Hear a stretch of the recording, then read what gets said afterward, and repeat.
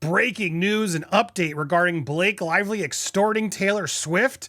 Brian Friedman has just responded to Blake with a sworn affidavit with more information that's going to blow your mind.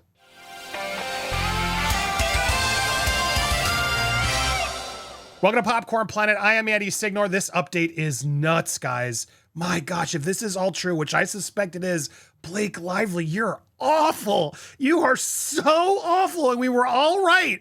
Let's get into it. Before I get to the update, I got to update you, for those that don't know.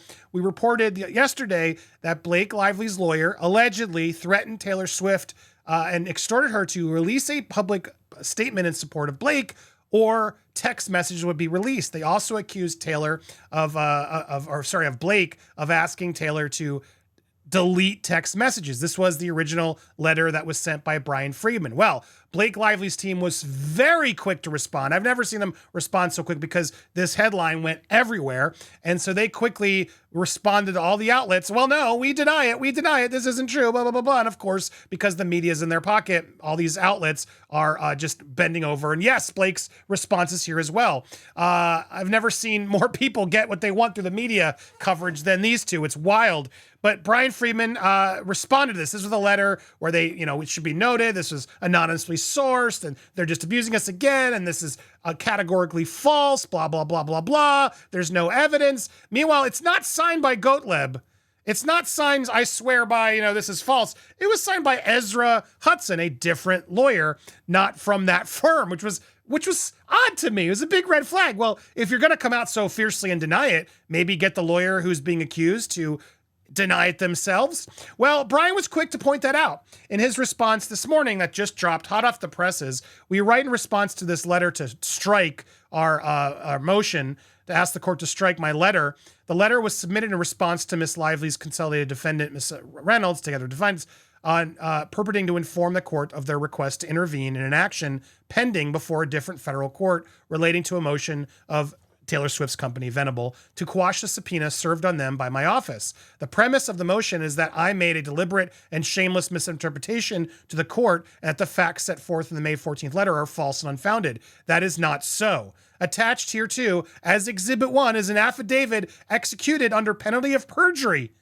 stating the factual basis for the statements set forth in my letter. Notably, the motion is not signed by Michael Gottlieb. I noticed that too, Brian Friedman, whose conduct gave rise to my office's influence on a subpoena to Taylor Swift's company, but instead by another attorney from a different firm representing Lively. The motion also faults the May 14th letter for being filed without support of any kind, much less anything under oath. This opposition supplies the sworn affidavit that Lively argues the letter lacked. Finally, and most notably, the motion claims that the facts set forth in the 14th letter are unequivocally and demonstrably false, yet is unsupported by any sworn declaration to that effect, much less from Mr. Gottlieb. So basically, he's like saying, well, okay, I just swore that this is all real. Let's hear it from you, Mr. Gottlieb. Sorry if I'm saying that wrong. The motion further contends that the letter was improper because it does not seek any form of relief, is irrelevant to any motion currently pending before the court, so there's no legitimate purpose. Of course, the same could be said of the Lively's May 13th letter, which Lively claims to have submitted as a courtesy, in which she did not ask the court to take any action. The Lively defense claim the subpoena served on Taylor Swift seeks the Lively defendant's attorney's communication, including those of Michael Gottlieb, with no explanation as to how they could be relevant in this litigation. Given that Miss Lively herself admits in the letter that she did not ask the court to take any action, nor could she, given that the motion to quash the subpoena is pending there before a separate court, yada, yada, yada, it is apparent the letter filled with the court besmirching the Wayfarer parties and their counsel, our response was necessary. He's like, this is why I'm responding, because this is completely ridiculous. They're doing exactly what we're doing, which they are. This is all both of these parties. It's not just Justin's side. Blake's side is doing it too. They are both playing this in the press. And when Blake's team tries to play like, oh, we're better, we're not doing this, we're not making this a circus. Yeah, come on. Everybody in the industry is laughing at you, Blake and Ryan. You look ridiculous. You look ridiculous. So here it is. Here is what the sworn affidavit says. Are you ready? Are you guys sitting down for this? Here is Brian Friedman's under penalty, perjury of law. Here's more details on that source. I, Brian Friedman, representing all the Wayfarer parties, I submit this affidavit in opposition to the motion to strike by Blake Lively, elaborating the basis for the subpoena to Taylor Swift. On February 14th, 2025, I received a voicemail from a person very closely linked to Taylor Swift, whom I subsequently called back the same day. Out of respect for the individual in question, I am not identifying them at this time. However, should the court direct me to do so, I will comply with a court order. During the February 14th phone call, which lasted approximately 1 hour, the speaker told me that they had been informed that J. Douglas Blvd, counsel for Taylor Swift, and a partner at Venable, had received a phone call from Michael Gottlieb, counsel for Blake Lively and Ryan Reynolds, during which Mr. Gottlieb requested, on Miss Lively's behalf, that Taylor Swift make a social media statement in support of Miss Lively, given her absence from the Super Bowl that year, and stated that if Miss Swift failed to do so, Miss Lively would release 10 years of private texts with Miss Swift. The individual also told me that they had been informed that Miss Baltridge had accused Mr. Gottlieb of extortion and ended the call.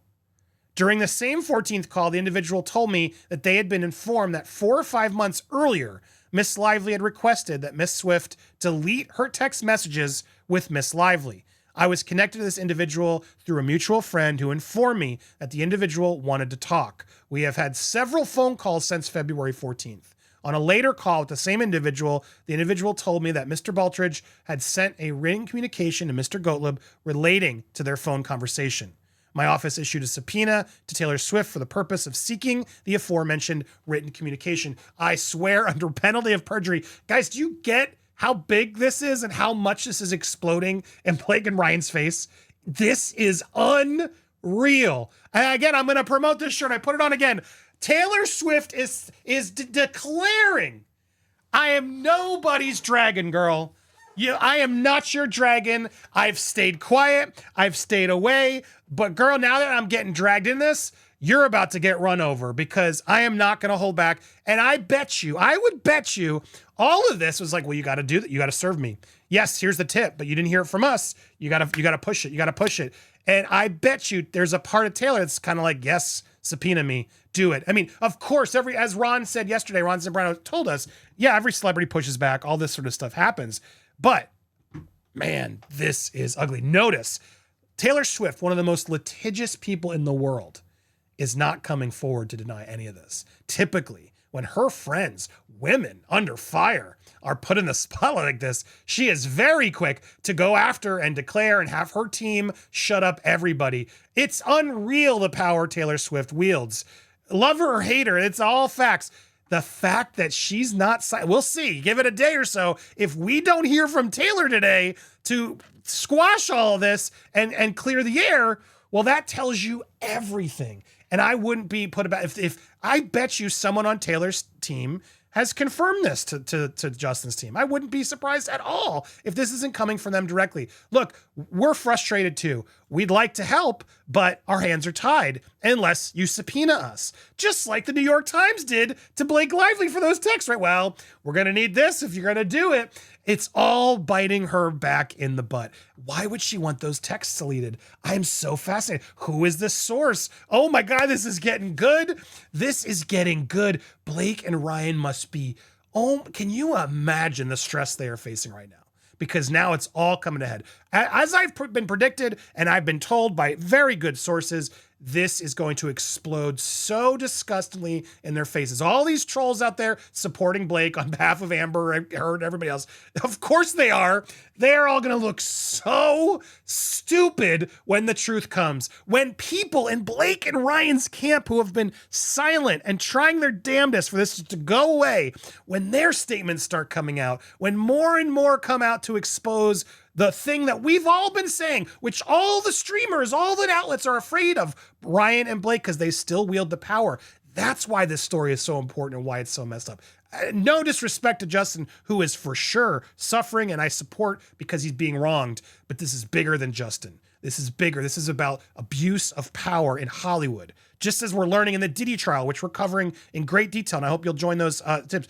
Spread the word in this video. I am in awe of this team. They are not backing down. They are all declaring we are nobody's dragon. And guess what? You can too, because guys, the reason I'm promoting all this merch is so we can fund our documentary, which is deep in post-production. We have spoken to crew. I was just in New Jersey speaking to crew from the film It Ends With Us.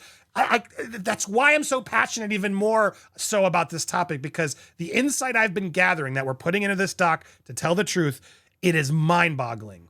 I don't know what Blake and Ryan were thinking.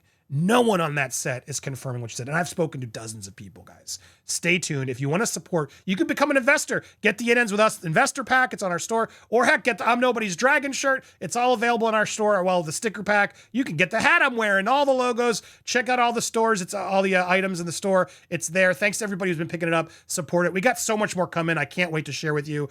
But man, this was wild. I wanted to get it out right away. Make sure you hit that subscribe button. Spread the word. I think you only get 3 alerts a day, and there's so much happening between this and Diddy. Hit those alerts. Check back the channel. Spread the video. Make sure it's getting the algorithm love. And tune in later today. We'll be live again with the Diddy coverage. Cassie's on cross-exam, and it's getting intense. We will see you guys later today.